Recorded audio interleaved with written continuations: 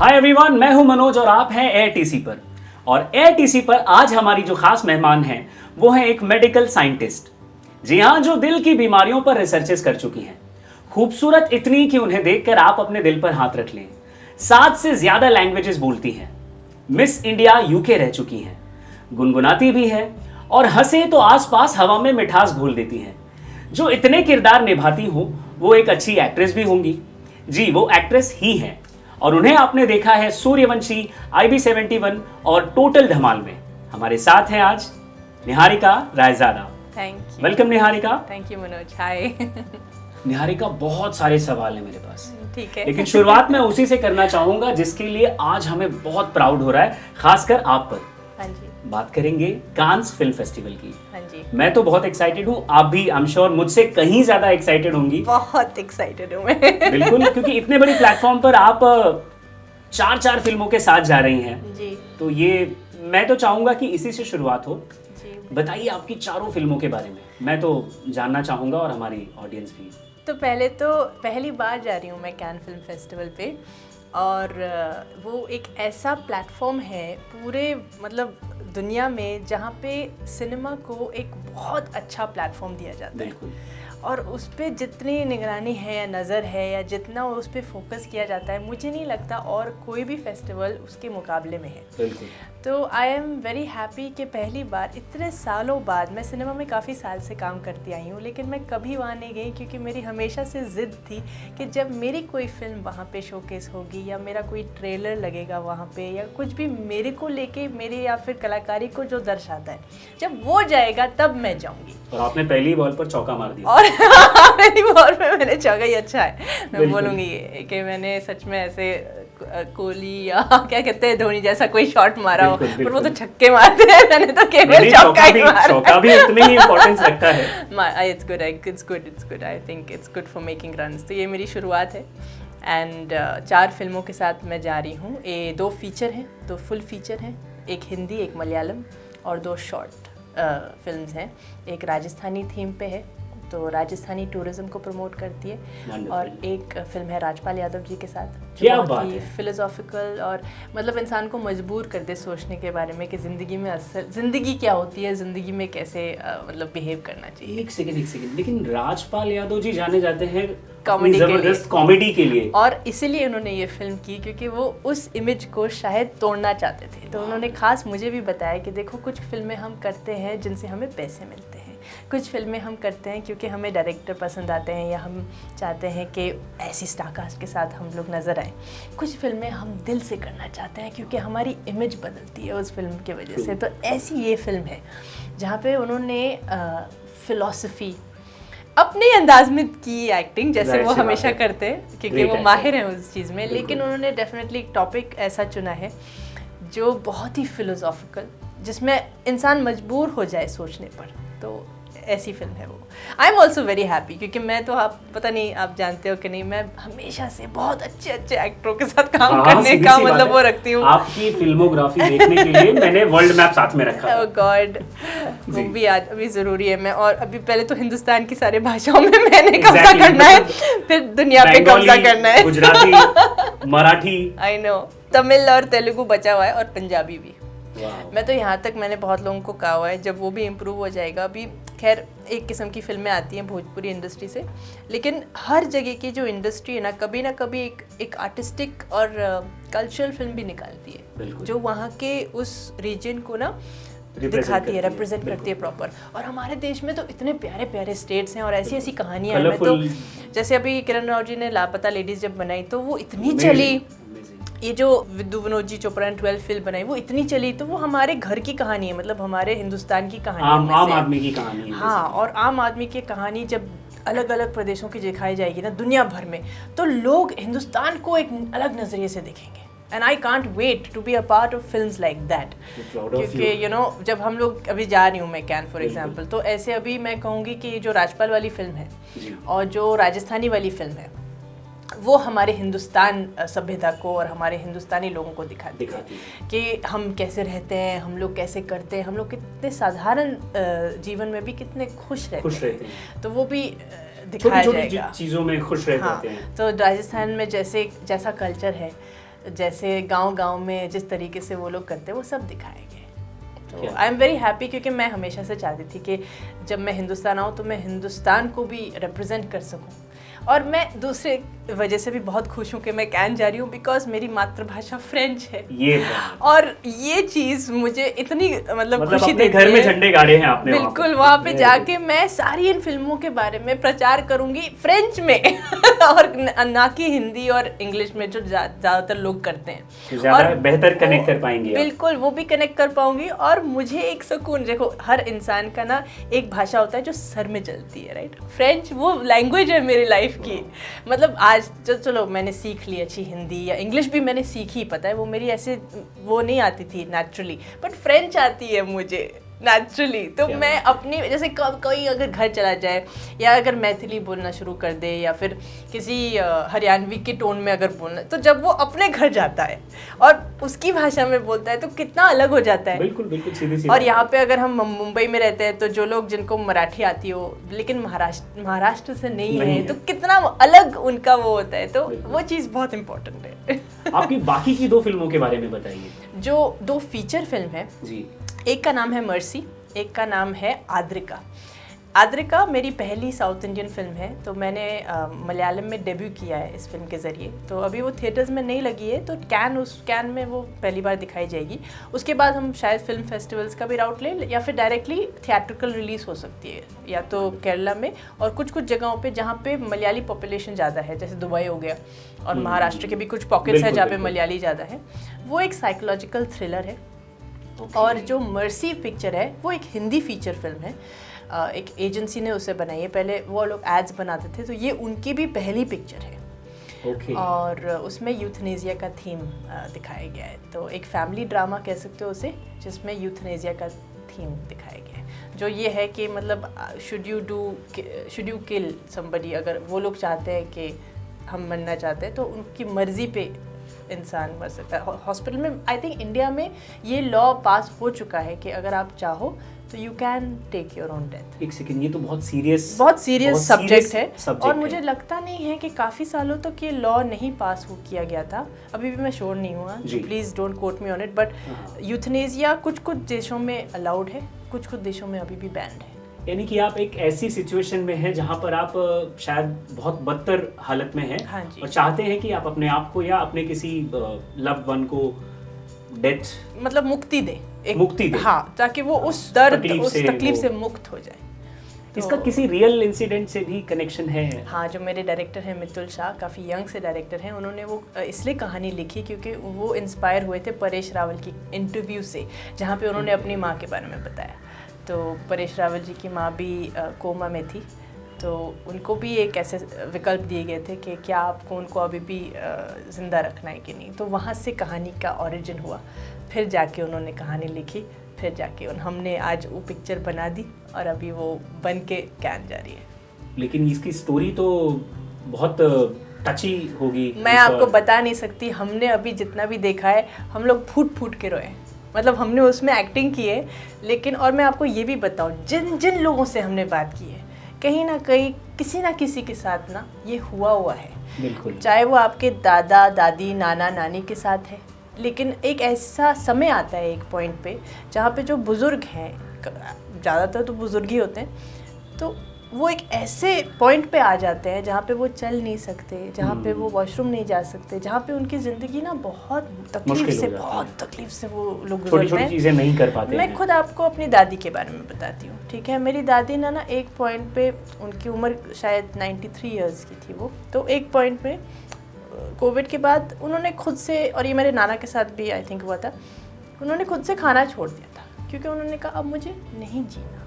तो वो ना खाने से ना वो अपने आप ही क्योंकि वो नहीं जीना चाहते, ज़िंदगी में नहीं रहना चाहते। उन्होंने जितना कुछ करना था, देखना था, बच्चे पालने थे, अपनी पूरी ज़िंदगी उन्होंने एंजॉय की। एक पॉइंट पे आके फिर तो ये थीम बहुत कम एक्सप्लोर होते हैं फिल्मों में, और मुझे लगता है फिल्म ही ऐसी चीज़ है जो उसको अच्छे से एक्सप्लोर कर सकती है। हाँ, तो ये फिल्म में की गई है, एक सिचुएशन को क्लियरली दिखा सकती है। हाँ, तो और ये सबके साथ हुआ है। कोविड के टाइम पे भी कितने लोग ने मुझे कहा कि हमारे साथ ऐसा हुआ। तो आई होप ये फिल्म काफ़ी लोगों को टच करे। तो हम लोग एक्चुअली मर्सी की जो टीम है, मेन मर्सी की टीम के साथ मैं कैन जा रही हूँ, तो मैं बहुत बहुत थैंक यू बोलना चाहूँगी मर्सी की टीम को। उन्हीं की वजह से मुझे मौका मिल रहा है फ्रांस जाने का, और ये तो एक बोनस है कि बाकी भी 3 फिल्में हैं, लेकिन मेन तो मैं इस टीम के साथ जा रही हूँ। एक होता तो उसे बोनस कहते, ये तो 3-3 है। 3-3 है, हाँ, ये कमाल की बात है। तो आई एम वेरी हैप्पी। मैंने फ्रेंच लोगों को भी बताया कि मैं जा रही हूँ, वो भी मुझे बोले कि हमने सुना है कि लोग फैशन करने जाते हैं कैन, कुछ लोग ऐसे ही जाते हैं कैन, कुछ लोग बिना मतलब के भी जाते हैं कैन, लेकिन आप जा रहे हो और सच में जा रहे हो, और आप खबर का हिस्सा हैं, आप खुद खबर हैं, मतलब फिल्मों के साथ जा रहे हो, जो उसका असली मकसद है। कैन फिल्म फेस्टिवल है एक फिल्म फेस्टिवल ही, और कुछ फेस्टिवल नहीं है, उसमें फिल्में ही दिखानी चाहिए, तो इट्स अ प्रॉपर पर्पस। लेकिन फिल्मों के अलावा भी तो कांस को और चीज़ों के लिए जाना जाता है, जैसे हम देखते हैं चमकते धमकते सितारे जो रेड कार्पेट चलते हैं, तो वहाँ पे मकसद स्टेप्स हैं, मतलब वहाँ हर स्क्रीनिंग होती है ना शाम को, तो पूरा अच्छा सा आलीशान लाल कार्पेट दिखाया जाता है, तो वहाँ पे इतने सारे पैप्स होते हैं, दुनिया भर के पैप्स होते हैं, तो वहाँ पे बहुत लोग फैशन भी करते हैं। हाँ, फैशन ब्रांडिंग की बातें ज़्यादा होती हैं। मैंने खुद जब पहली बार एक हिंदुस्तानी को वहाँ जाते हुए देखा था, तो शायद ऐश्वर्या राय ही देखा था वहाँ पहली बार जाते हुए। वो लॉरियल की ब्रांड एम्बेसडर थी, तो वो लोग स्पॉन्सर्स रहते हैं कैन फिल्म फेस्टिवल के, तो उन्होंने काफ़ी रेड कार्पेट्स अटेंड किए हुए हैं, तो उनका फैशन सेंस मैंने देखा हुआ है। फिर Deepika Padukone has been to Cannes several times. Sonam Kapoor तो खैर फैशन की वो वेटरन है, तो वो भी अपना खूब खबरों में ये लोग ज्यादा दिखते हैं फिल्मों के साथ साथ। हाँ, वो फिल्मों के साथ भी गए हैं, लेकिन फैशन के पॉइंट ऑफ व्यू से भी गए हैं, और क्योंकि लॉरियल के साथ है तो लॉरियल के पॉइंट ऑफ व्यू से गए, तो जितने भी लॉरियल के जो ब्रांड एम्बेसडर्स रहे हैं वो सब जाते हैं। कांस की जब बात होती है तो सिर्फ फिल्मों की बात नहीं होती है, बात होती है रेड कार्पेट की, और चमकते धमकते ब्रांड्स, इतना कुछ होता है, तो इस पे थोड़ा सा अगर आप कुछ बता पाएं। हाँ, मैं मानती हूँ कैन बहुत ही फैशन कॉन्शियस और ब्रांड कॉन्शियस जगह भी है, मतलब आप उसको वर्ल्ड का फैशन कैपिटल भी कह सकते हैं with regards to film fashion, क्योंकि वहाँ पे सारे स्टार्स जो है ना, वैलेंटिनो, बैलेंसियागा, प्राडा, बर्बरी, मेरा फेवरेट डियोर पहन के जाते हैं, और हमारे कुछ इंडियन डिज़ाइनर्स भी वहाँ पे अपना शोकेसिंग करते हैं, सब्यसाची, गौरव गुप्ता, शेन फाल्गुनी, इतने अच्छे अच्छे डिज़ाइनर्स, अनामिका खन्ना। तो आई फील के अपने फिल्मों के साथ साथ एक जो फैशन आपका पर्सनैलिटी जिससे मिलता हो, वो भी आप दिखा सकते हो कैन पे, और अगर अच्छा करो तो आपकी किस्मत अच्छी होगी तो आप छप जाओगे लाइक, तो और छपना हमारा काम है। और इंटरनेशनली कौन नहीं छपना चाहता, और छपते ही हैं, मतलब जितनों को मैं जानती हूँ जो अब तक कैन गए हैं, जो यहाँ के हीरोइनें हैं, वो बिना फिल्म के सिर्फ छपवाने के लिए ये मैंने काफी देखा है और सुना है। तो मैं तो खैर फिल्मों के साथ जा रही हूँ, तो आई एम वेरी एक्साइटेड, और आई होप के जो मेरे कुछ डिज़ाइनर्स हैं खुद के, कपिल बंतिया, मृण्मय मेरे लिए एक ट्रेडिशनल साड़ी बना रही है, जो प्रॉपर बनारसी या महाराष्ट्रन स्पेसिफिक साड़ी होगी, प्रॉपर हिंदुस्तानी एक्चुअली कल्चर को जो रिप्रेजेंट करती है, तो आई एम वेरी एक्साइटेड उसकी भी साड़ी पहनने के लिए। एंड मैंने गौरव गुप्ता को एक रीच आउट किया है, तो देखते हैं, और काफ़ी और डिज़ाइनर्स भी हैं जो पहले कैन हो चुके हैं, तो मेरी फ़र्स्ट टाइम है, तो फॉर मी मुझे उनका तजुर्बा, एक्सपीरियंस की बहुत ज़रूरत है, क्योंकि मुझे एक्चुअली में नहीं पता कि ये सब कैसे होता है, क्या होने वाला है। तो मुझे बहुत लोगों ने बोला है can is like a circus, and वहाँ बहुत आसानी से आप घूम सकते हो, बट मैं तो अपनी पूरी कोशिश करूँगी कि मैं एक फ़ैशन सेंस भी निहारिका का दिखाऊंगी, और फिल्में तो खैर मैं दिखाऊंगी, और मैं चाहती हूँ कि वो फिल्में देखकर मुझे दूसरी भाषाओं की भी फिल्में मिल जाए, ग्रेट, कोई फ्रेंच फिल्म मिल जाए, स्पेनिश फिल्म मिल जाए, जर्मन फिल्म मिल जाए।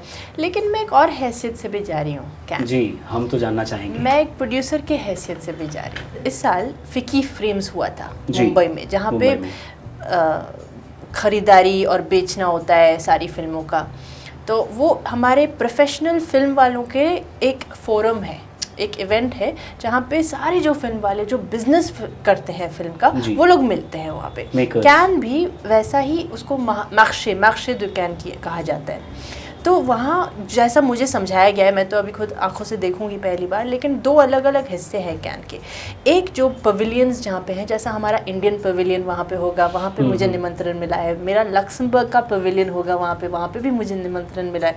फिर एक और जगह है जो मार्शे कहा जाता है प्रॉपर, वहाँ पे सब एक दूसरे से मिलते हैं, अपनी फिल्मों की बातें करते हैं, कुछ अपने नए नए आइडियाज़ डिस्कशंस होते हैं, को प्रोडक्शंस की डील्स होती हैं, अलग अलग देश एक दूसरे के साथ जुड़ते हैं। तो मैं जो फिल्म लेके जा रही हूँ वहाँ पे एज अ प्रोड्यूसर, मैं चाहती हूँ कि मुझे एक फ्रेंच को प्रोड्यूसर मिल जाए, एक जर्मन को प्रोड्यूसर मिल जाए और एक ब्रिटिश को प्रोड्यूसर मिल जाए, क्योंकि मेरी फिल्म का जो बेस है ना जी, वो एक हिस्सा जर्मनी में, एक हिस्सा पेरिस में और एक हिस्सा लंदन में है। तो मैं चाहती हूँ कि वो लोग भी मेरे फिल्म में शामिल हो जाए। तो अब जर्मन, फ्रेंच और लंदन आपको इंडिया से तो मिलने वाला है। exactly. तो बेसिकली वो भी एक और मकसद है मेरा वहाँ जाने का। तो मेरे 3 मकसद है, फिल्म दिखाना, फैशन करना और ये वाले को प्रोड्यूसर्स ढूंढना। मैं एक सेकंड में माफी चाहूंगा अपने दर्शकों से। क्यों? क्योंकि आपके इंट्रोडक्शन में मुझे बिजनेस वुमेन एक बड़ा बोल्ड लिखना चाहिए था और उसी से शुरू करना चाहिए था। आई एम मेकिंग माय पूर्वज प्राउड। वो सब बिजनेस लोग ही थे। पहली बार मैं उसमें घुस रही हूँ। तो आप इन 4 फिल्मों में से, अगर मैं गलत नहीं हूँ, तो 2 फिल्में हैं जो आप। हाँ, मेरा प्रोडक्शन हाउस का नाम है मेरे दादाजी के नाम पे, रायज़ादा। तो रायज़ादा एंटरटेनमेंट्स के नाम से मैंने प्रोडक्शन हाउस खोला है और 2 फिल्मों का वो प्रोड्यूसर है। एक तो आपका सरनेम है ना, काफी रॉयल है, काफी दमदार है। मतलब मैं यू वोंट बिलीव, मैं चाह रहा था कि आपके इंट्रोडक्शन में मैं कुछ ऐसे बुलाऊं कि अब आ रही हैं राजकुमारी निहारिका रायज़ादा, लेकिन मेरे बॉसेस ने मना कर दिया, फिर भी आपने बोल दिया। अच्छी बात है, ऐसे कर देना चाहिए। कभी कभी हमें भी जिसकी इजाजत ना मिले वो करने में ज्यादा मजा है एक्चुअली। अच्छा, ये कांस में तो देखिए हमने फिल्मों की बात कर ली, अब आते हैं निहारिका पर। इतनी सारी भाषाएं बोलती हैं आप, इतनी सारी भाषाओं में फिल्में करती हैं जी। आसान है आपके लिए? पता है, मैं सोच रही थी इस बारे में, क्योंकि मैं महाराष्ट्र में रहती हूँ, तो मेरे जो मेकअप दादा, हेयर स्टाइलिस्ट, वो सब मराठी बोलते हैं बहुत ज़्यादा।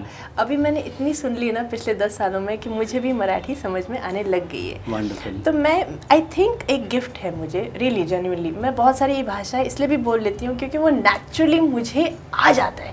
मैं 3 महीने आप मुझे दीजिए मनोज, कहीं पे भी, चाहे वो बर्मा ही क्यों ना हो, चाइना भी क्यों ना हो, जापान भी क्यों ना हो, मुझे पता है भाषा ना मेरे अंदर घुस जाएगी, चाहे वो एडल्टहुड में क्यों ना हो। बचपन में तो बहुत जल्दी होता था, अब पता नहीं वो एक राइट ब्रेन लेफ्ट ब्रेन का कुछ सिलसिला है वो। और कुछ लोगों को ना लैंग्वेजेस में बहुत ईज है, मतलब वो सीख लेते हैं जल्दी। कुछ लोग म्यूजिक सीख लेते हैं जल्दी, कुछ लोग इंस्ट्रूमेंट सीख लेते हैं, कुछ लोग मैथ्स में बहुत अच्छे होते हैं। तो I am very good at languages. तो ये गॉड गिफ्ट है, ये actually I really feel it's a gift, because मैं बचपन से ही जहाँ पे भी मैं बैठती थी ना, मैं कान लगा के इतने अच्छे से सुनती थी।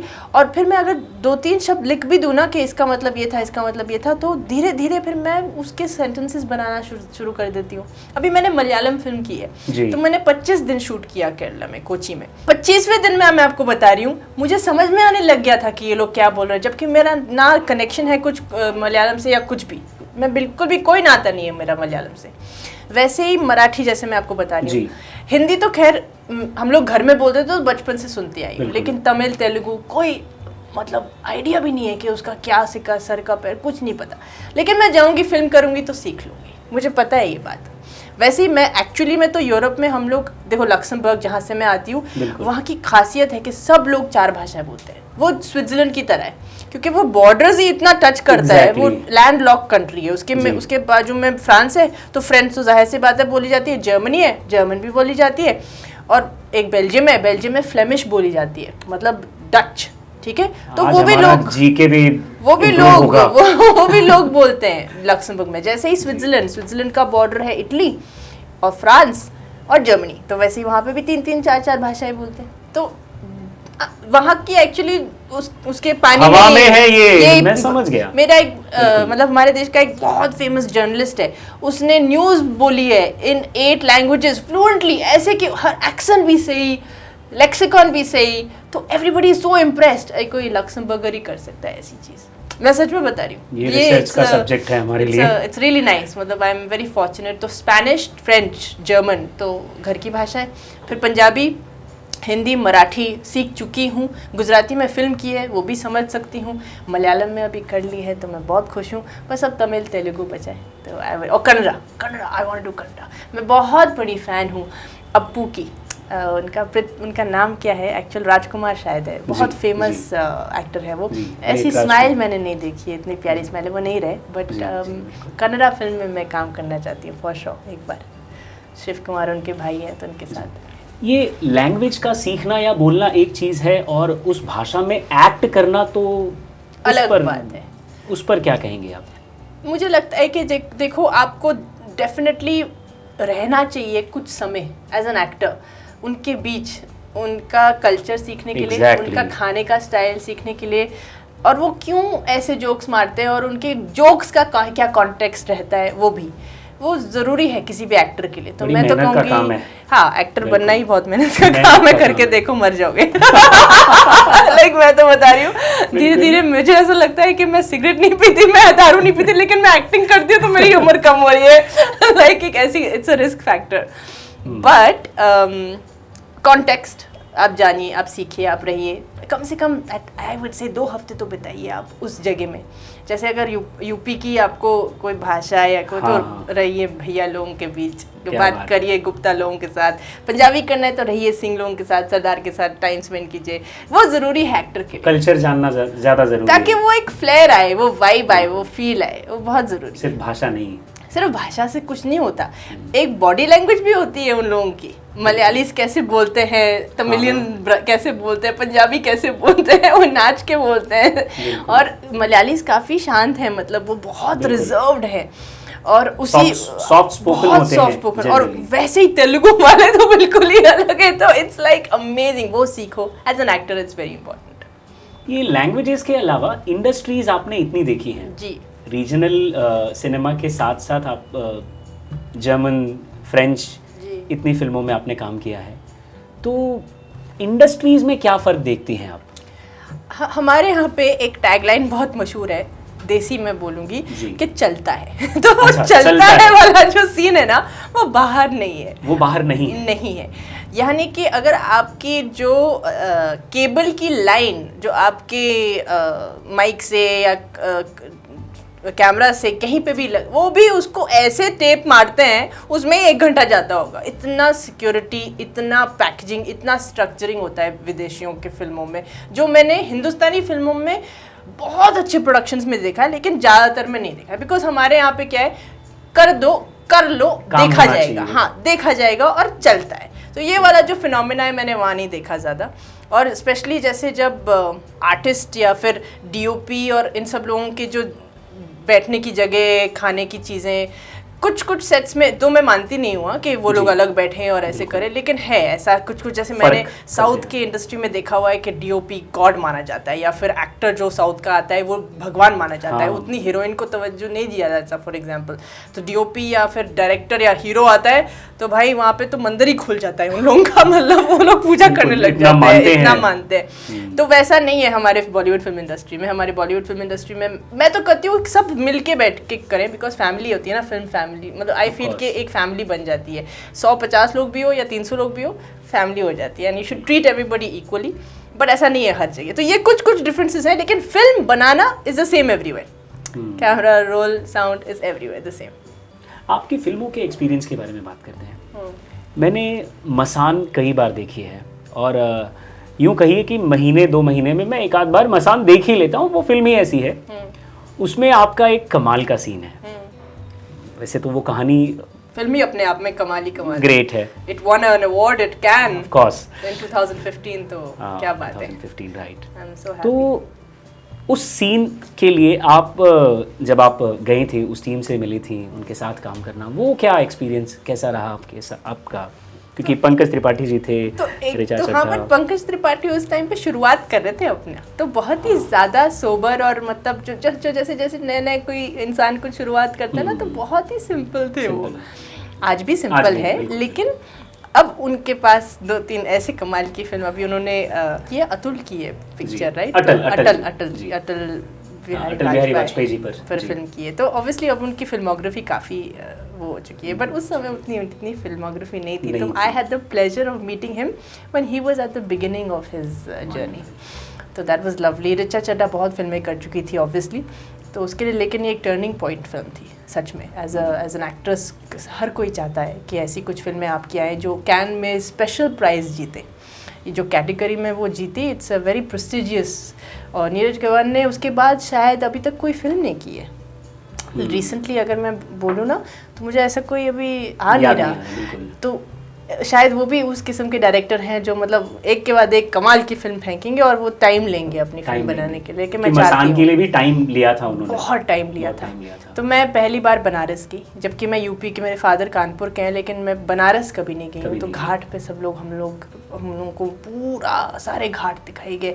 मैं, संजय मिश्रा जी, ऋचा चड्ढा, पंकज त्रिपाठी जी, सब लोग हम लोग बैठे बोट में, उन्होंने हमें सारे घाट दिखाए, शमशान घाट दिखाए, ये घाट दिखाया। तो मेरे लिए तो बहुत ज़्यादा इंटरेस्टिंग था क्योंकि मुझे ज़्यादा नहीं पता था इसके बारे में। खूब उन्होंने हमें मिठाइयाँ खिलाई दूध वाली, मतलब वहाँ पे ऐसी छोटी छोटी गलियाँ हैं बनारस में, भांग पिया। बनारस गए तो भांग नहीं पिया तो क्या किया? वो मेरा काफी फेवरेट तो वो भी हुआ। हमारा तो आज भी है ये, शायद आपको नहीं हम इसे बिल्कुल रॉ रखेंगे। तो बट स्टिल वो मतलब ये सब ट्राई किया। यूपी में घुस गए हम लोग अच्छे से। अब किसी और फिल्म के बारे में बात करते हैं। मसान तो जाहिर सी बात है बनारस की गलियों में आप घूमे।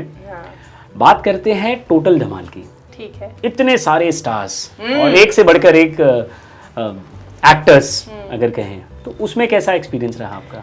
मुझे बहुत अच्छी फीलिंग आई। मुझे उसी टेबल पे, उसी सर्कल में इंक्लूड किया गया। मेरी भी चेयर वहीं लगती थी जहाँ अनिल कपूर, माधुरी दीक्षित, जावेद जाफरी, अरशद वारसी और अजय देवगन की लगती थी। तो बहुत इंक्लूसिव फील करवाया उन्होंने मुझे उस वक्त। और सीन्स दे देते तो और कमाल हो जाता। लेकिन जो था आपने उसमें अपना बेस्ट दिया। हाँ, वो तो जितना हो सकता है किया गया उसको भी। बट कमाल का मतलब अरशद वारसी बहुत फेवरेट है मेरे तरह अप्रैल बॉर्न है वो मैं 18 अप्रैल हूँ, वो 19 अप्रैल है, तो हमारी राशि काफी मिलती जुलती है। मतलब आप अपना बर्थडे मना कर आई हैं? मैं अपना अप्रैल, हाँ जी, मैं एक हफ्ता पहले मना के आई हूँ। बिल्कुल।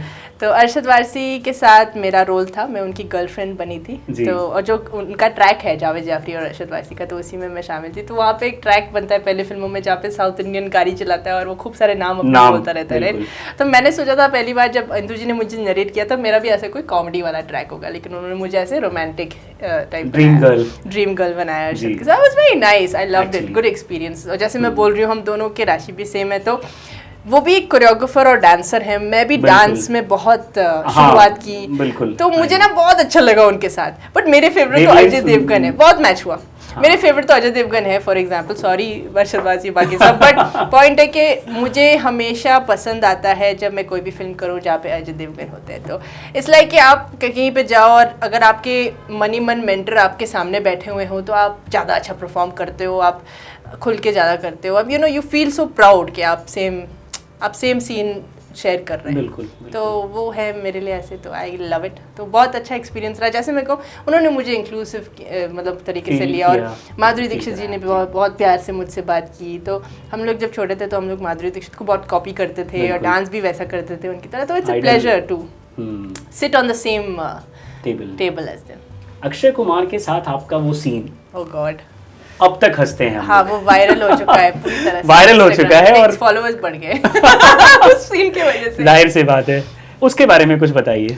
तो पता है अक्षय कुमार के साथ ही ऐसा सीन किया जा सकता है, ऐसा कोई और एक्टर नहीं है जिसके साथ में ये सीन कर सकती थी और उतना इम्पैक्ट हो। मुझे बहुत लोग कहते हैं कि सामने वाले का रिएक्शन उस चीज को और फनी कर देता है। तो जिस तरीके से वो बोलता है ना, तारा खटारा, ये सब जो जिस तरीके से उसके साथ मेरा वो जो है वो ही इतना फनी हो गया ना, और रोहित शेट्टी कितना हंसे उस दिन। तो it was a great thing. तो वो बनना ही बनना था वायरल है, पता है। हम जानते थे, जिस दिन हमने शूट भी किया था ना, तो हम जानते थे कि ये चीज़ बहुत वायरल होगी, और हुई भी। सब लोग हॉल में इतना हंसे, लोग मुझे क्लिप्स भेजते थे, पता है, जब वो फिल्म निकली, और इतने सालों बाद निकली बिकॉज कोविड आया था, कोविड की वजह से। तो शायद कम लोग ये जानते होंगे, लेकिन अवेंजर्स आई थी उस समय, तो 6 बजे सुबह की शोइंग, 5 बजे सुबह की शोइंग, ऐसे करके टाइमिंग्स थे सिनेमा हॉल्स में। सेम हम सूर्यवंशी के लिए करना चाहते थे, लेकिन कोविड आ गया, अफसोस, तो फिर नहीं कर पाए। तो जब आई, लेकिन टोटल मतलब फिल्म थिएटर हॉल्स फुल, सब कुछ फुल, और लोग मुझे वीडियोस भेजते थे कि देखो कैसे हंस रहे हैं तुम्हारे सीन पे। तो वेरी बिग मोमेंट इस फॉर एन इंटरव्यू को आर्टिस्ट। पॉज करके लोग वो वीडियो देखेंगे और फिर आएंगे। प्लीज कीजिएगा, मैं बहुत कम उसको शेयर करती हूँ because to be very honest with you वो मेरा एक पर्सनल आवाज है, बट वो पब्लिकली इतना दर्शाया गया है कि अभी क्या बोले।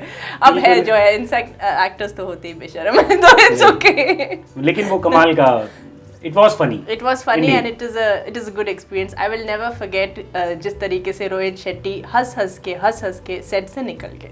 I will never forget that. मैंने रोहित शेट्टी को हंसाया। जो आदमी ऋषिकेश मुखर्जी का फैन हो, वो फिर मेरे हंसी की वजह से अपने सेट से निकल गया, तो क्योंकि उसको डिस्टर्ब नहीं करना था। That's quite cool. मैंने सच में रोहित शेट्टी को हंसाया। That's cool. इन सब के अलावा IB71 ये इसमें आपका रोल काफ़ी हटकर था, उसके बारे में क्या बताना चाहेंगे? तो सबसे पहली बात, मैं और एक आंटी इकलौती 2 महिलाएं थी पूरे यूनिट में। तो इमेजिन करो आप, शायद एक हेयर ड्रेसर थी जो लेडी थी, बाकी everybody was a man. And I have to tell you, I have never felt more comfortable in my life. इसका मतलब सारे जो जेंटलमैन प्रेजेंट थे, they were very good, very chivalrous, very nice. उन्होंने मुझे प्रोटेक्ट किया, बट मतलब it's a very big thing. हाँ, गौर करने वाली बात है कि हम लोग सिर्फ 3 महिलाएं थी और कंफर्टेबल थे। Can you imagine? बहुत कंफर्टेबल। तो सबसे पहले तो मैं ये बोलना चाहूँगी, और ये सिर्फ मेहरबानी है विद्युत जामवाल की वजह से और संकल्प रेड्डी हमारे जो डायरेक्टर थे, क्योंकि उन्होंने ऐसा हमें फील करवाया। और बाकी तो क्या एक्सपीरियंसेस हुए कि मतलब विद्युत जामवाल काफ़ी हेल्थ कॉन्शियस है।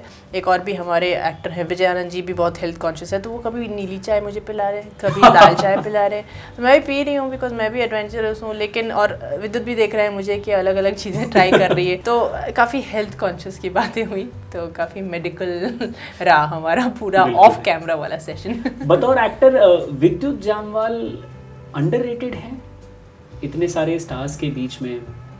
मेहनत में तो अंडररेटेड है, मेहनत बहुत करता है वो, बट आई स्टिल फील कि जो एक पाथ ब्रेकिंग प्रॉमिसिंग रोल जिससे वो एज एन एक्टर जाना जाएगा, केवल actor, not as a stunt man या as a action man, as an actor, मुझे नहीं लगता अभी तक उसके हिस्से में आया है। कमांडो में शायद उसने अच्छा कुछ किया होगा, खुदा हाफिज़ में भी उन्होंने ट्राई किया, लेकिन मुझे अभी भी लगता है कि विद्युत जामवाल का जो एक्टिंग पोटेंशियल है और जो उनका भी जो जब खुल के और निकल के आएगा वो अभी तक आना बाकी है। आई फील पर्सनली बहुत अच्छे मित्र हैं मेरे, मुझे बहुत पसंद भी हैं, तो मैं तो उनसे बहुत खुल के बात करती हूँ। तो आई स्टिल फील कि एक्टिंग बहुत ही मुश्किल क्राफ्ट है, लोग उसको बहुत हल्के में लेते हैं, पता है ऐसा नहीं। अभी हम लोग जब मार्लन ब्रांडो की बात करते हैं या अल पचिनो की बात करते हैं या लियोनार्डो डिकैप्रियो की बात करते हैं, यहाँ तक कि अमिताभ बच्चन जी की बात करते हैं या फिर दिलीप कुमार की बात करते हैं या राजेश खन्ना की बात करते हैं, हल्के में नहीं ले सकते, पता है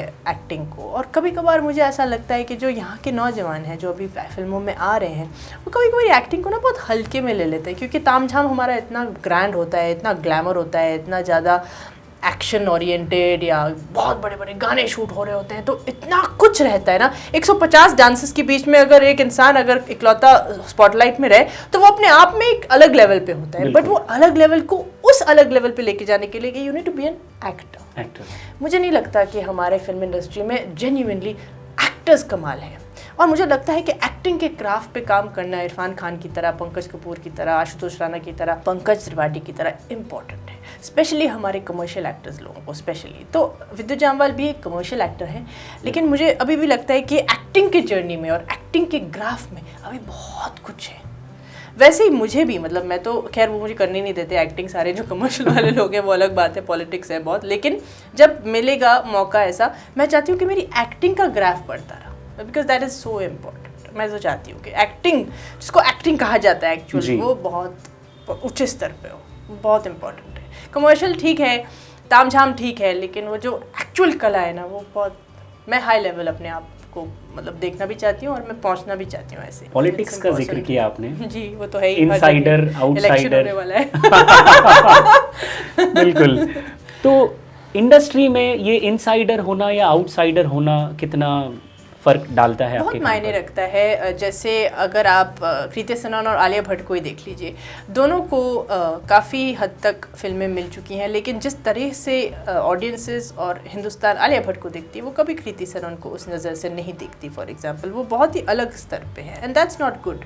आई फील इक्वालिटी होनी चाहिए थोड़ी बहुत, मतलब एक जो मेहनत के रास्ते से भी आता है और जो फैमिली से नहीं आता। एक तो मुझे ये नॉन फैमिली वाला सिस्टम तो समझ में नहीं आता। एक्टर होता है चाहे वो कहीं से भी आए। नवाजुद्दीन सिद्दीकी भी एक्टर है, ठीक है, और अमिताभ बच्चन जी भी एक्टर हैं। तो मतलब my point of saying is कि एक्टर ही होता है चाहे वो कहीं से भी आए। वो उसको क्राफ्ट आना चाहिए, उसके बैकग्राउंड से एक्टर नहीं बनता। और हमारे इंडस्ट्री में बहुत ऐसा होता है कि बैकग्राउंड की वजह से एक्टर बनते हो, और ऐसा कुछ नहीं है, और ये तो गलत ही है, मैं तो कहती हूँ। लेकिन डेफिनेटली जो फैमिली के पॉइंट ऑफ व्यू से आते हैं उसको पहला मौका कम से कम बहुत पहला आसानी मौका से और बाकी भी मौके मिलते रहते हैं इतने सारे। सब पहले के बाद हाँ, फ्लॉप होने के बाद भी लोगों को मौका मिलना चाहिए, जो बिल्कुल गलत है और जो मुझे लगता है बिल्कुल भी नहीं देना चाहिए। क्योंकि क्या हो रहा है हमारी फिल्म इंडस्ट्री में, एक के बाद एक फ्लॉप हो रही है, and that is very bad. हमारी इंडस्ट्री में पैसा आना चाहिए या हम लोगों को ऐसे पानी की तरह फिल्मों पे खर्च करते रहना चाहिए और लोगों को ऐसे उन पे पैसा लगाना चाहिए? बिल्कुल गलत है। कंटेंट पे पैसा लगाओ और एक्टर लोगों पे पैसे लगाओ। तो ये इनसाइड आउटसाइड वाला जो आर्ग्यूमेंट है ना, मैं उसमें मानती नहीं। सबसे पहली बात तो क्योंकि मैं मानती नहीं हूँ कि कोई इनसाइडर वाला एक्टर होता है, कोई आउटसाइडर वाला एक्टर होता है, तो मैं तो मानती नहीं। एक्टर होता है। अब हमारी इंडस्ट्री में ये जो पॉलिटिक्स खेली जाती है उस पर ज़्यादा नज़र दोगे तो आप उसी में उलझे रहोगे। तो बेटर है कि अपने काम से मतलब रखो, बेटर है। लेकिन है तो ज़रूर, सबको दिखता भी है, लेकिन उसको आपको हमेशा हराना चाहिए। आपको अपने काम से और अपने नए स्ट्रैटेजीज से वो सारे जो पॉलिटिक्स हैं ना उनको दबा के रखना चाहिए। ये मेरा मानना है। नए तरीके ढूंढो वो सारे पॉलिटिक्स में से निकलने का। ये मेरा बेसिक एडवाइस है सबको भी, जो भी एक्टिंग करना चाहता है, कि ऐसा कुछ करो। महेश भट्ट भी यही बोलेंगे आपको। मुझे याद है उनका एक इंटरव्यू मैंने सुना था, तो एक बंदी उठ के बोली कि आप मुझे बताएंगे कि मैं आप जैसे कैसे बन सकती हूँ। तो उसने बोला यही तो मुश्किल है, आप लोग मेरी तरह बनना चाहते हो, आप लोग खुद नहीं बनना चाहते। मतलब आपको अपने आप के ऊपर विश्वास नहीं है कि आप खुद जो है आप वो सामने लेके आए, आपको किसी और को फॉलो करके आगे आना। ये गलत बात है। सबसे पहले अपने आप में जितनी चीज़ें हैं उसी को सामने रखो, तो ये इनसाइडर आउटसाइडर वाला खेल ही ख़त्म हो जाता है। लेकिन हाँ, सपोर्ट बहुत कम मिलता है आउटसाइडर्स को, जैसे आप कह रहे हो। तो वो सपोर्ट आपको कमाना पड़ता है या कहीं ना कहीं से चुराना पड़ता है या लेके आना पड़ता है। अगर आपको एक्टिंग करनी है तो कहीं से भी लेके आओ, अगर आपको बनना है कहीं से भी सपोर्ट लेके आओ। लेकिन फिल्म वाले जो बच्चे हैं उनको इतना मांगना नहीं पड़ता, भीख नहीं मांगना पड़ता कभी भी सपोर्ट के लिए। सपोर्ट दरवाजे पे खटखटा के पहले से ही मौजूद होती है वहाँ पे, and that is the only difference. हम जो आउटसाइडर्स जो लोग हैं, जैसे आप अगर बोलो, वो भीख मांगते रहते हैं सपोर्ट के लिए कि हमें कोई सपोर्ट कर ले। टैलेंट होने के बावजूद उनको बार उसी दरवाजे पे खटखटाना पड़ता है और वो दरवाज़ा कभी नहीं खुलता। और जो अंदर के जो फैमिली वाले बच्चे हैं उनके लिए ना एंट्री भी खुली हुई है, उनको लिविंग रूम में अच्छा सा खाना भी मिलेगा, उनको सोने की जगह भी मिलेगी, उनको सब कुछ मिलेगा। लेकिन ये बाहर वाले तभी भी खटखटाते ही रहते हैं, जबकि उनके पास बहुत टैलेंट है। ये गलत है और ये बदलना चाहिए जितना जल्दी हो सके। तभी तो हमारी इंडस्ट्री की पॉइंट ऑफ व्यू से जानी जाएगी और ना कि सिर्फ एक इनसाइडर वाली एक मौज मस्ती वाली जगह। तो दिस इज़ माई बिलीफ, क्योंकि सिनेमा को सिनेमा की तरह ही ट्रीट करना चाहिए। It should not be treated like जिस तरीके से हमारे देश में किया जाता है। इट्स टू पॉलिटिकल, बहुत पॉलिटिकल है, थोड़ा कम। बाकी देश में चल रहा है ना, हमारी इंडस्ट्री में कम होना चाहिए। लेकिन इन सारे स्टोरीज के बीच हम सब ये जानने के लिए बहुत उत्सुक हैं कि आपका ड्रीम रोल क्या होता, अगर आप हिंदी फिल्म इंडस्ट्री की बात कर रहा हूँ मैं, ना कि और इंडस्ट्रीज़ की। तो पुरानी फिल्मों में या आज की कोई हालिया फिल्म हो जिसमें आप, जिसके बारे में आप ये कह सकें कि ये किरदार अगर मैं कर पाती तो मैं करती। देखो, छोटी मुंह बड़ी बात, लेकिन एक बहुत बड़ी पिक्चर बनने वाली है हमारे इंडस्ट्री में जिसका मधुबाला नाम है, ठीक है। वुडंट इट बी ग्रेट अगर सबको मौका मिले उस फिल्म के लिए ऑडिशन करने के लिए? तो I would love to audition for a film like that. उसके अलावा ऐसे कुछ पर्सनैलिटीज़ हैं हिंदुस्तानी हिस्ट्री में, आनंदीबाई जोशी जो पहली डॉक्टर रह चुकी है इंडिया की। I would love to play a role like that, क्योंकि मैं उससे रिलेट भी कर पाती हूँ। मुझे लगता है कि मैं उसको अच्छा भी प्ले कर पाऊँगी। और नहीं तो मुझे कोई म्यूज़िकल कैरेक्टर प्ले करना है। तो जैसे आयुष्मान खुराना एक म्यूज़िकल आदमी है और वो म्यूज़िक में बहुत कुछ अपना करते रहते हैं, और अभी जैसे चमकीला में परिणीति ने किया है, तो म्यूज़िकल मुझे कुछ रोल करना है जहाँ पे मुझे गाने का मौका मिल जाए, यहाँ तक कि जहाँ पे मुझे कंपोज करने का मौका मिल जाए उसी रोल के लिए। तो किसी म्यूज़िक डायरेक्टर के ऊपर अगर कोई पिक्चर बने, या फिर किसी संगीतकार पे बने, या फिर म्यूज़िक से कोई भी रिलेटेड कोई चीज़ अगर कुछ बने, I would love to do that. वैसे आनंदी बाई पर एक फिल्म मराठी में बन चुकी है, अगर आप देखें। मुझे पता है, और मैं चाहती हूँ कि हिंदी में भी बने। मैंने उसके बारे में सुना है। हम चाहेंगे कि अगर हिंदी में बने तो निहारिका उसमें बतौर Anandi by lovely. What a wonderful बहुत कमाल की स्टोरी, बहुत बड़ा गहरा स्ट्रगल और उसके बाद एक दुखद अंत। इसके अलावा अगर किसी पुरानी फिल्म, किसी पुराने कैरेक्टर का रेफरेंस अगर आप देना चाहें कि वो पर्टिकुलर कैरेक्टर अगर मैं कर पाती तो करती किसी पुरानी फिल्म में। तो अभी हाल फिलहाल में किसी ने मुझे बोला है कि एक लव स्टोरी वो लोग बनाना चाहते हैं, कश्मीर की कली, ठीक है, जिसमें शर्मिला टैगोर एक्ट्रेस रह चुकी हैं। तो क्योंकि मेरे 2 डिम्पल्स हैं और क्योंकि मुझे वो बहुत पसंद भी हैं, तो मैं ऐसी फिल्में करना चाहूँगी जैसे शर्मिला टैगोर करती थी। वो है बहुत प्यारी, बहुत क्यूट, आज भी बहुत प्यारी और बहुत क्यूट लगती है। और उस ज़माने की नेचुरल ब्यूटी, इस ज़माने की भी नेचुरल ब्यूटी, और बहुत ही रॉयल, सोफिस्टिकेटेड, एलिगेंट लेडी हैं वो। और उनकी फिल्में तो बहुत ही कमाल की रही हैं। मेरे नाना के साथ भी उन्होंने काफ़ी फिल्में की हुई हैं, कश्मीर की कली जैसे मैं आपको बता रही हूँ, बाकी अमर प्रेम, राजेश खन्ना के साथ इतनी सारी फिल्में उन्होंने की हैं, इतने सारे फिल्में। तो आपका ड्रीम रोल कौन सा होता अगर आप उनके किसी किरदार को करना चाहती तो? एक तो वो जो मैंने आपको कहा कश्मीर की कली मैं वापस से बनाना चाहती हूँ, तो उसमें जितने भी गाने थे, और हम बस शम्मी कपूर ढूंढ रहे हैं जो शम्मी कपूर बन सके, और फिर उनके साथ बहुत चैलेंजिंग, उनके साथ उनके ऑपोजिट कोई ऐसा लव स्टोरी हो। अमर प्रेम भी बहुत ही कमाल की कहानी है, इतना ग्राफ है हीरोइन के लिए, मतलब कहाँ से शुरुआत कहाँ पे अंत, मतलब एक लेडी के लिए एक ऐसा ग्राफ प्ले करना, तो मतलब इतने सारे कलर्स हैं उसमें, बहुत, मतलब she ends as being a old lady ना, तो वो और शुरुआत में कैसी है, वो अंत में कैसी है, बीच में पूरा जो स्टोरी है, व्हाट एन अमेजिंग स्टोरी। कमाल का कैरेक्टर। आज तो शर्मिला टैगोर है, वो भी रियली नाइस। वंडरफुल। फिल्मों से निकलकर ज़रा सोशल मीडिया की बात करते हैं जी। आजकल बड़ा हल्ला है, ये AI, डीप फेक, बड़ी कंट्रोवर्सी होती है, बड़े सवाल जवाब होते हैं, लोग आवाज़ भी उठाते हैं, लेकिन ये रुकता नहीं दिखता। तो आपको क्या लगता है कि ये कितना डेंजरस है?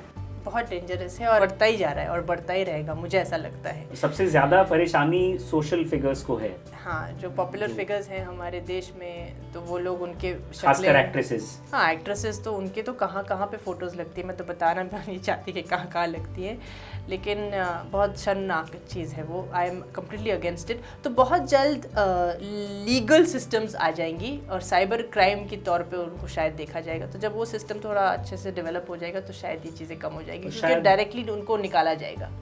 जब भी ऐसी कोई, वो AI भी इतनी इंटेलिजेंट है कि वो स्कैन कर पाएगी वर्ल्ड वाइड वेब को कि कहाँ आपकी शक्ल इस्तेमाल की जा रही है, उसी तुरंत उसको निकाला जाएगा। तो इस प्रॉब्लम में ही सॉल्यूशन है। तो AI जितना खराब भी है उतना अच्छा भी है। तो उसे सही नियत से इस्तेमाल, हाँ, और लोगों को इस्तेमाल भी करना चाहिए। आगे जाके हम लोग खुद कंट्रोल में होंगे काफ़ी हद तक इन चीज़ों को लेकर। तो मैं खुद भी सर्च मार के अपना जहाँ जहाँ रिपोर्ट करना चाहूँगी रिपोर्ट कर सकती हूँ और वो निकल भी जाएगा। लेकिन वो गलत है और बहुत प्रॉब्लम में आ जाते हैं सोशल फिगर्स और पॉपुलर इंसान लोग। जैसे जो बात ना भी बोली हुई हो वो भी बात बोल के लोग उन पे आरोप लगाते हैं। उनको अगर जेल में डाला जाए मान लीजिए किसी को उस वजह से जो बिल्कुल बेमतलब हो, तो सोचिए कितना बड़ा प्रॉब्लम है ये। तो I am totally against it और जल्द से जल्द साइबर क्राइम ये डेवलप हो ताकि हम लोगों को बचा सके। ऑनलाइन एक बड़ी महासेना तैयार हो रही है, ट्रोलर्स की सेना। ये सेलेब्स के लिए खासकर एक बड़ा प्रॉब्लम है, क्योंकि 1.5 GB डेटा इतना पावर दे देता है उन्हें कि वो उसे सुबह से लेकर शाम तक खपाने के लिए बस वो शुरू हो जाते हैं। तो आपके साथ कभी कुछ ऐसा हुआ है कि आपको किसी वजह से किसी ने ट्रोल किया हो आपके सोशल मीडिया अकाउंट्स पर? आई एम श्योर ट्रोल हुई होंगी मैं, फैशन सेंस पे, बोलने के स्टाइल पे, खुद मैं जैसी हूँ बहुत चीज़ों पे लोगों को प्रॉब्लम होगी। स्टाइल पे शायद हो सकता है, बहुत सारी चीज़ें हैं मैं उनके लिए चुल्लू भर पानी भिजवा दूंगा जिसमें वो डूब बोलने के स्टाइल पर अगर बात है तो। लेकिन कुछ तो है, कुछ चीज़ें हैं जिस पे कोई ना कोई बात पे तो लोग ट्रोल करते ही हैं। बहुत लोग मुझे इस बात पे भी ट्रोल करते हैं कि मतलब ज़्यादा मैंने रोल्स लीड रोल्स नहीं किए फॉर एग्जांपल, फिर भी मैं मीडिया और न्यूज़ में रहती हूँ, फिर भी मैं काफ़ी मार्केटिंग सैवी हूँ, तो उस पे भी लोग काफ़ी बोलते हैं कि क्या किया है, क्या किया होगा, क्यों इतनी मीडिया में रहती है। तो वो चीज़ हम इस इंटरव्यू के साथ एक वो लिस्ट जो है वो हम लिख पब्लिश करेंगे उनको जवाब देने के लिए कि मैं क्या क्या कर क्योंकि चुकी वो हूँ। इनमें से अगर वो 1-8% भी कर पाए तो वो आई एम श्योर वो सोशल मीडिया छोड़कर किसी सही काम धंधे में लग जाएंगे। लेकिन मेरे पापा कहते हैं कि ज़िंदगी ना किसी को सिखाने में नहीं लगानी चाहिए तो वो मेरा भी नियम है, लोगों को जो बोलना है बोलने दो, आपका काम है, आपका काम करना है तो आप करिए। तो आप इग्नोर करती हैं? हाँ, मैं 100% उसको इग्नोर करती हूँ, और ऐसा कोई अगर गंदा कमेंट आ भी जाए तो मैं उसको डिलीट मार देती हूँ सीधा अपने मन से निकालने के लिए, तो और इस इंसान को ब्लॉक कर देती हूँ। और उसके लिए बेचारे के लिए बुरा होगा, वो बेचारा मेरे सिस्टम से निकल जाता है तो उसको फिर मुझे ट्रोल करने का मौका नहीं मिलेगा तो ब्लॉक मत कीजिएगा, मतलब ब्लॉक मत होने देना अपने आप को। मैं तो कहती हूँ रहिए, हाँ रहिए, सही बिहेवियर रखिए। हाँ, हम प्यार दे रहे हैं तो आप भी प्यार दो। और ये तो एक बढ़िया टूल है, आप जैसे चाहते हैं, आप किसी एक्टर एक्ट्रेसेस के फ़ैन हैं, आप सीधे उन्हें कुछ कह सकते हैं, उनकी तारीफ़ कर सकते हैं, अपनी बात पहुंचा सकते हैं, तो बेहतर है कि उस टूल का एक जायज़ इस्तेमाल किया जाए, बजाय ये लिखने के कि ओहो हो देखो। इतनी सारी बातचीत से ये तो समझ में आ गया कि आपको स्ट्रेस मैनेजमेंट जैसी किसी चीज़ की ज़रूरत नहीं पड़ती होगी, लेकिन क्योंकि आप जिस प्रोफेशन में हैं, जाहिर सी बात है, इतना सारा प्रेशर है, इतनी सारी चीज़ें हैं, तो आप कैसे बतौर एक्टर कैसे डील करती हैं स्ट्रेस मैनेजमेंट, और बतौर डॉक्टर, और वो भी कार्डियोलॉजिस्ट, जितना मैंने आपके बारे में पढ़ा, and seriously I can believe कि डॉक्टर्स को जनरली हम बहुत सीरियस प्रोफेशन होता है, जाहिर सी बात है वो इतने सीरियस होते हैं अपनी ज़िंदगी में, वो अपनी पर्सनल ज़िंदगी में वो खुश होते होंगे, I am sure, and I wish कि वो खुश होते हों, क्योंकि वो हमें खुश रखते हैं, हमारी सेहत का ध्यान रखते हैं। सुन रहे होंगे ना तो बहुत बुरा मानेंगे कि उनको लगता है कि हम बोरिंग और सीरियस हैं। नहीं, मैं कई डॉक्टर्स के साथ मेरी बातें होती हैं, तो आई फील कि उनके ऊपर काफ़ी बड़ी जिम्मेदारियां होती हैं, तो जनरली हम देखते हैं, हम भी चाहते हैं कि वो खुश रहे जैसे वो हमारे लिए कंसर्न है। तो आप कैसे डील करती हैं बतौर डॉक्टर और बतौर एक्टर, क्योंकि आई एम श्योर ये आपका डॉक्टर होना भी आपको एक एडिशनल हेल्प करता होगा इन चीज़ों से डील करने में। मैं बहुत स्ट्रेस्ड रहती हूँ आजकल, तो मुझे नींद ही नहीं आती, उस चीज़ को लेके मुझे बहुत स्ट्रेस है, क्योंकि नींद करना बहुत ज़रूरी है, पता है, अच्छा 8 घंटे सो आप, लेकिन इतने काम हैं, मैं तो बताऊँ, जब से मैं एक एक्टर प्रोड्यूसर बनी हूँ ना, तो मेरी नींद ही खराब हो गई है और मुझे नींद नहीं आती। मैं आजकल समझ सकती हूँ जो शाहरुख खान कहता है ना कि यार हम लोगों को ना इतनी चीज़ें आती है ना मन में कि वो दौड़ता रहता है, तो फिर सोने का मन ही नहीं करता, क्योंकि कोई आइडिया आता है, लिखना पड़ता है, सोचना पड़ता है। तो स्ट्रेस मैनेजमेंट मैं सबको बोलती हूँ बहुत ज़रूरी है। मैं नहीं कर पा रही उतना, लेकिन जैसे अभी मैं गई थी अभ्यास स्कूल ऑफ योगा पर 3 दिन के लिए न्यू ईयर के समय पे, वहाँ पे मैंने फ़ोन बंद किया मैंने अपने आप को शिरोधारा के नीचे डाला और मैंने आसन किए, मेडिटेशन किया। तो ज़रूरी है इंसान को अपने इस चक्रव्यूह से निकाल के बाहर निकलना चाहिए। फ्रॉम टाइम टू टाइम एक क्या कहते हैं उसको, रिजुविनेशन प्रोग्राम में आप अपने आप को डालिए, बहुत ज़रूरी है। जो इंसान 24 घंटे काम भी करता है, वो भी निकाले वक्त, स्विमिंग करे, कुछ ऐसी एक्टिविटी करे जिससे उसके शरीर को और दिमाग को आराम मिले, वो बहुत ज़रूरी है। मैं सबको एडवाइस देती हूँ, क्योंकि जैसे अगर आप जैसे जो बच्चों को 22 साल से लेके 35 साल काम ही करवाते रहते, गलत है। अपने लिए वक्त निकालना बहुत ज़रूरी है, तभी आप और भी पोटेंशियल और अच्छे से काम कर पाओगे। प्लीज़ अपने लिए वक्त निकालो, ये मेरी रिक्वेस्ट है सबसे। मैं अपने लिए नहीं वक्त निकाल पा रही अभी, लेकिन आई स्वेयर जिस समय मेरे रिजल्ट्स कुछ निकल जाएंगे, मैं गायब हो जाऊंगी और जिस समय मैं गायब होंगी तो सब ढूंढेंगे मुझे, वेरी गुड, बट मैं गायब हो जाऊंगी। और मैं गायब कहाँ होंगी? वहाँ पे जहाँ पे मुझे सुकून, शांति, और जहाँ पे मैं अपने लिए एक किताब लेकर चाय पीते वक्त गाना सुन सकूँ, मतलब जहाँ पे मैं अपनी दुनिया में रह सकूँ कुछ समय के लिए। बिल्कुल। और लोग ढूंढते रहे, मुझे बहुत मजा आएगा। तो मुझे लग रहा है कि ये वक्त बहुत जल्दी आने वाला है और हम लग्जमबर्ग की टिकट करा लेंगे। हाँ, सब लोग करा लेना, ढूंढते रहना। मुझे बहुत देश हैं जहाँ पे मैं छुप सकती हूँ हम लोगों का पासपोर्ट हमें बहुत जगह पे जाने का अलाउंस देता है, लेकिन मैं गायब होंगी और होना भी चाहिए सबको ना कुछ समय के लिए ना आउट ऑफ सिस्टम चले जाना चाहिए अपने आप को रिजुवनेट करने के लिए। हम सब वो मौका ढूंढ रहे हैं कि कब होगा वो, थोड़ा सा गायब बॉस हो से जाए। पूछो भाई कब लोगे तुम छुट्टी मुझे। वाकई। एक आपका बहुत ही खास, बहुत ही पर्सनल एक पॉइंट है जिस पर मैं बात करना चाहूँगा। आपके नाना जी, लेट ओपी नैयर साहब, great writer, music composer, music director, तो उनके साथ आपकी मेमोरीज अगर आप हमसे शेयर करना चाहें।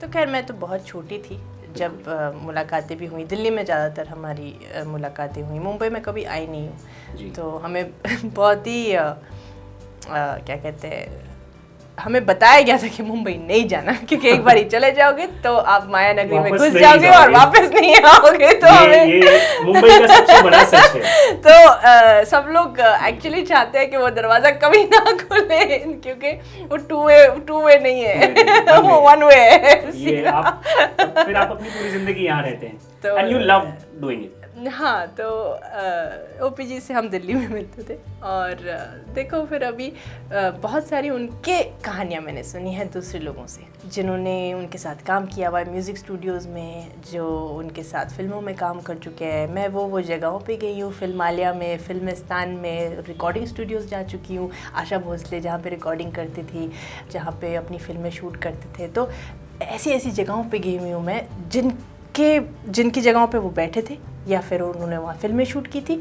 तो वहाँ के लोग जो पुराने हैं, जो अभी भी ज़िंदा हैं, वो मुझे उनके बारे में बताते हैं। एक अभी मुझे एडिटर मिला, उसने मुझे बोला कि उनका इतना अच्छा, वो बहुत हैंडसम थे, लंबे चौड़े, 6'3" टोपी पहनते थे, गोरे चिट्टे, और उनके भी डिम्पल्स दोनों तरफ पड़ते थे। तो लोग काफ़ी उनको देख के ना ऐसे हो जाते थे, कितने सुंदर आदमी है, कितने प्यारे आदमी है। वो तो एक्चुअली एक्टर बनने आए थे, वो म्यूज़िक डायरेक्टर बनने नहीं आए। ये एक राज की बात नहीं, ये सच में वो एक्टर बनने आए थे, लेकिन कोई उनको एक्टर कर नहीं दिया। तो जो मुखर्जी फैमिली है जिनका फिल्मालिया था, तो उन्होंने उनको उनकी पहली पिक्चर दी एज ए म्यूज़िक डायरेक्टर।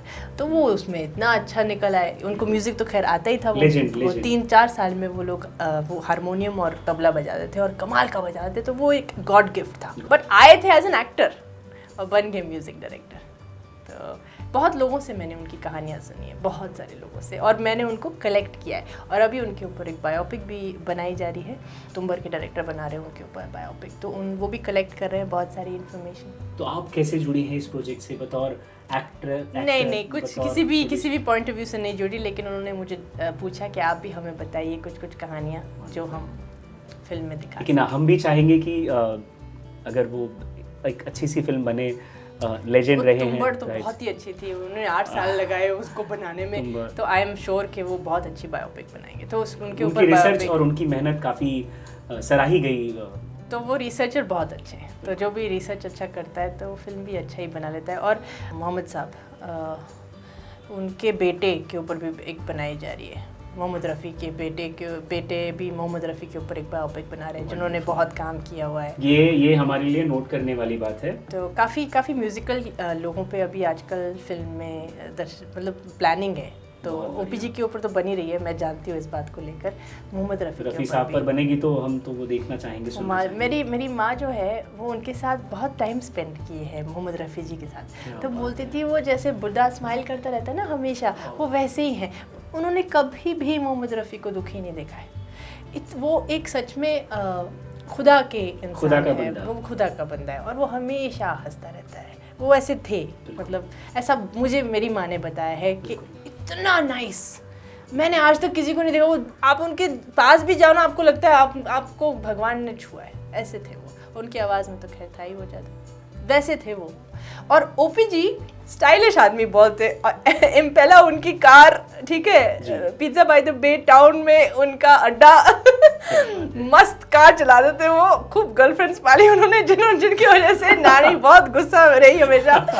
और बट इट्स ओके, मतलब इंटरेस्टिंग आदमी, बिंदास, और बहुत ही अलग मोहम्मद रफ़ी से। मोहम्मद रफ़ी बहुत ही फैमिली ओरिएंटेड, बहुत हम्बल। ऐसा हम्बल आदमी शायद कोई कभी नहीं पैदा हुआ है, कोई भी नहीं। किससे तो ऐसा ह्यूमिलिटी मैंने मेरी माँ से नहीं सुना, मतलब जितनी ह्यूमिलिटी मेरे नानू हम्बल में नहीं कह सकती, लेकिन उनको अपने टैलेंट पे इतना विश्वास था जो आज तक भी लोग मुझे बताते हैं कि उनकी तरह किसी म्यूज़िक डायरेक्टर को नहीं जानते। वो लेजेंड्स ऑफ द लेजेंड्स हैं, और वो भी एक खासियत होती है एक आर्टिस्ट की कि इतना कॉन्फिडेंस हो अपने म्यूज़िक पे कि आपको पता है आप जो कर रहे हो सही है। तो वो छाप छोड़ गई ना, मतलब वो उनके म्यूज़िक में आपको सुनाई भी देता है। तो वो अलग किस्म के थे और मोहम्मद रफ़ी अलग किस्म के थे, लेकिन मैं इसलिए तुलना कर रही हूँ क्योंकि उन्होंने बहुत साथ में काम किया है। और ओपी जी ने ऐसे ऐसे कलाकारों के साथ और उनको ऐसे मौके दिए। आशा भोसले को मैं अगर बोलूँ तो बनाने वाले ओपी नैयर साहब है, उनको उनके पहले गाने उनको उस लेवल पे पहुँचाने वाले ओपी साहब हैं। तो उसके बाद एस.डी. बर्मन, आर.डी. बर्मन का उनके साथ परिचय हो उसके बाद, लेकिन पहले तो ओपी साहब थे। तो आशा भोसले ने जितने भी गाना गाए, मतलब कम से कम 80% ओपी जी के साथ गाए। That's a big thing. So बहुत सारे लोग उनके जितने भी उनके सर्कल में थे वो बहुत मशहूर हुए। तो उनका एक मिडास टच मैं कहूँगी, ओपी जी का एक मिडास टच था। अनफॉर्चुनेटली मैं इंडिया में नहीं थी जब उनका देहांत हुआ। 2007 में उनका देहांत हुआ, मैं 2012 में आई हूँ। तो आई केम मच लेटर। कोई मुलाकात जो याद हो आपको उनके साथ? नहीं, बचपन की सही? हाँ, तो दिल्ली में वो हारमोनियम पे बैठ के सब लोग महफिल सजाते थे, तो हम बच्चे मैं सब उनकी गाने सुन के बड़ी हुई। सारे गाने, मतलब कश्मीर की कली के गाने, तो CID, मेरे महबूब, हाँ जी, बहुत सारे, जॉय मुखर्जी के इतने सारे गाने, बहुत सारे गाने उन्हीं पे मैं पली बड़ी। मैंने उनको सुन सुन के शायद अपनी हिंदी सुधारी होगी, उनको सुन के अपनी आवाज़ अच्छी की होगी। मतलब उनके गाने मेरे लिए एक मेका है, लाइक एक ख़जाना है जिसके वजह से मैं बनी हूँ।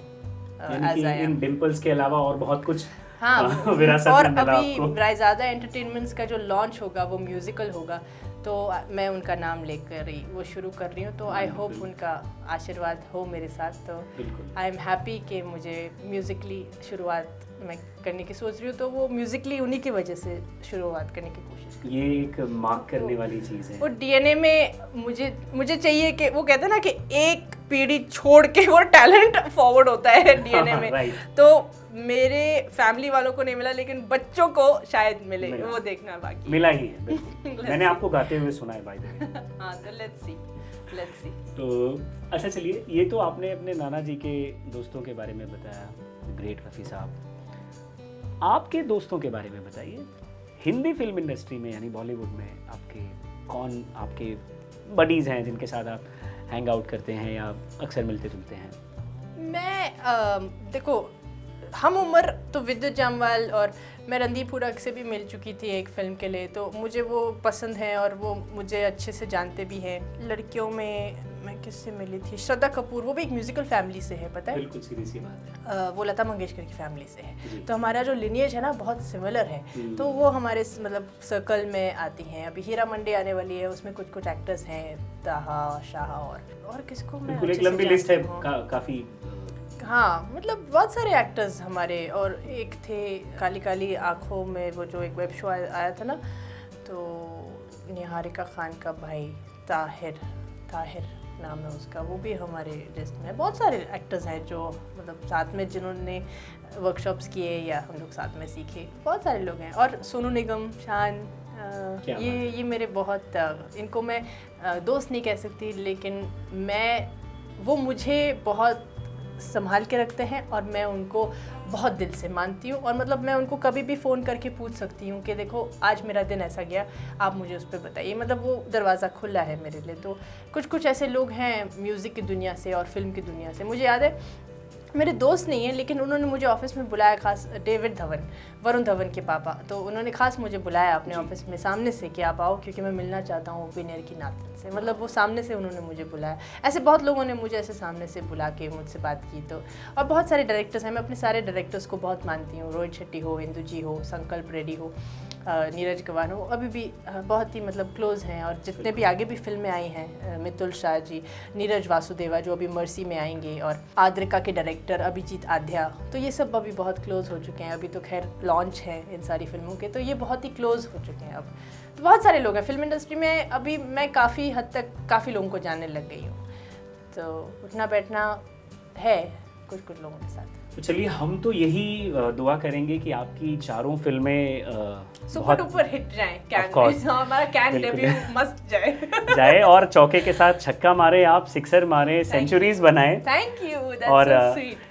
और आई एम श्योर वो जो फिल्में जिनका आप जिक्र कर रही हैं कांस के बाद वो हम दर्शकों तक भी पहुंचे और हम देखें आपका काम, और खासकर उनमें जिसमें आप एज अ प्रोड्यूसर इन्वॉल्व मैं तो हैं। सबसे ज्यादा एक्साइटेड इसलिए हूँ कि उसका वो जो लोगो आता है ना प्रोडक्शन का, वो सिनेमा हॉल में जब प्ले होगा, तो मैं ये भी आपको बता दूं, जो आओ हुजूर मैं तुमको सितारों में ले चलूं, जो मेरे नाना का गाना है, उसका आलाप मैंने गाया है मेरे लोगों के पीछे। तो मैं बहुत ही एक्साइटेड हूँ कि जब मेरी जो पिक्चर लगेगी उसके पहले जो प्रोडक्शन का जो टैग आएगा वो कैसे देखेगा, और उसमें आपकी आवाज़ और मेरी आवाज़ है। वाह, दैट्स सो अमेजिंग। और हम भी वो सुनना चाहेंगे, देखना चाहेंगे। Very excited. तो वाकई ये कमाल का वक्त बीता आपके साथ। तो मैं इतना कुछ आपके बारे में जानने का मौका मिला मुझे, हालांकि आप उससे कहीं ज़्यादा आपने हमें अपनी बातें बताई। तो ये अमेजिंग वक्त बीता आपके साथ। थैंक यू सो मच, आप अपना वक्त निकाल कर आए हमारे दर्शकों के लिए। Thank you so much everyone. तो बने रहिए हमारे साथ, देखते रहिए AIRTC।